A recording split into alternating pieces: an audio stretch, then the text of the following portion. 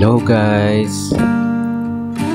Nandito naman po tayo at kagigising lang natin galing trabaho. So nagpahinga muna tayo at tayo ay pupunta sa gym. Ito nga palang company namin dito sa Saudi Arabia ay may sariling gym.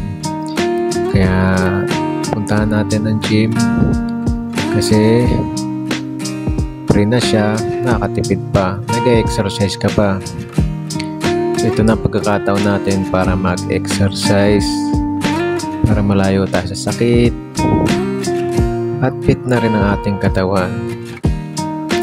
Kasi dito sa abroad kailangan nating healthy body. Lalo na tayo, nag-iisa tayo sa abroad bilang OFW, lahat sa atin hindi tayo pwedeng magkasakit at hindi tayo pwedeng sumuko.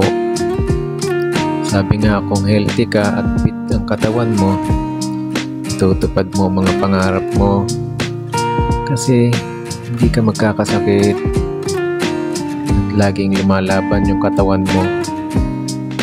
Ang trabaho namin ay mahirap kasi nagbubuhat kami ng 25 kg lalo na kapag nag-repalit ka, pero kaya yan, tiwala lang.